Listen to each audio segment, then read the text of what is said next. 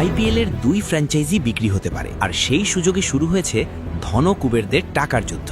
Billion ডলারের দর, গোপন বৈঠক, আন্তর্জাতিক ব্যবসায়ী গোষ্ঠীর দৌড়ঝাঁপ, সব মিলিয়ে যেন কর্পোরেট দুনিয়ার এক হাই ভোল্টেজ ম্যাচ। আমেরিকার প্রভাবশালী বিনিয়োগকারী থেকে শুরু করে ভারতের শীর্ষ শিল্পপতি সবাই চাইছেন এই সোনার ডিমপাড়া হাঁসের লিগের অংশ হতে। তাহলে কি বদলে যেতে চলেছে আইপিএল এর মালিকানার মানচিত্র? কে জিতবে এই আর্থিক লড়াইয়ে? চলুন জেনে নেই বিস্তারিত। বিশ্বের অন্যতম লাভজনক ক্রিকেট লিগ আইপিএল, আর এই লিগের 2 জনপ্রিয় ফ্র্যাঞ্চাইজি রয়্যাল চ্যালেঞ্জার্স বেঙ্গালুরু এবং রাজস্থান রয়্যালসের মালিকানা বদলের সম্ভাবনা ঘিরে শুরু হয়েছে আন্তর্জাতিক দরযুদ্ধ। আগেই আভাস মিলেছিল আসন্ন আসরের আগে মালিকানায় পরিবর্তন আসতে পারে। এবার সেটি বাস্তবে রূপ নিতে চলেছে। শুধু ভারতীয় শিল্পপতিরাই নন, মার্কিন ধনকুবেরদেরও চোখ এখন আইপিএল এর দিকে। এই দৌড়ে সবচেয়ে আলোচিত নাম ডেভিড ব্লিজার। তিনি হ্যারিস ব্লিজার স্পোর্টস অ্যান্ড এন্টারটেনমেন্টের অন্যতম প্রতিষ্ঠাতা। জানা গেছে বেঙ্গালুরু কিংবা রাজস্থানের মালিকানা কিনতে তিনি ইতিমধ্যেই 2 ফ্র্যাঞ্চাইজির সঙ্গেই আলোচনা শুরু করেছেন। আইপিএলে বিনিয়োগে তার আগ্রহ প্রবল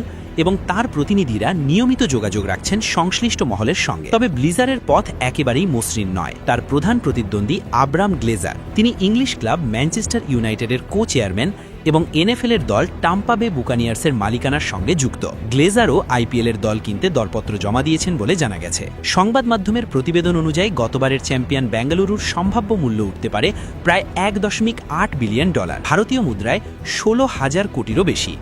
যদিও সংশ্লিষ্ট কোনো পক্ষ আনুষ্ঠানিকভাবে মন্তব্য করতে রাজি হয়নি। ব্লিজারের বিনিয়োগের ইতিহাসও চমকপ্রদ। এনবিএর দল ফিলাডেলফিয়া 76ers এবং এনএইচএল এর দল নিউ জার্সি ডেভিলসে তার বিনিয়োগ রয়েছে। অন্যদিকে গ্লেজারের অভিজ্ঞতাও আন্তর্জাতিক ক্রীড়া ব্যবসায় বিস্তৃত। ফলে এই লড়াই কেবল অর্থের নয়, প্রভাব ও দখলেরও। ভারতীয় শিল্পপতিরাও পিছিয়ে নেই। সেরাম ইনস্টিটিউটের সিইও আদার পুনাওয়ালা এবং মণিপাল গ্রুপের চেয়ারম্যান রঞ্জন পাই আলাদাভাবে দরপত্র জমা দিয়েছেন। ফলে লড়াই জমে উঠেছে 4 ধনকুবেনের মধ্যে, 2 ভারতীয়, 2 আমেরিকান।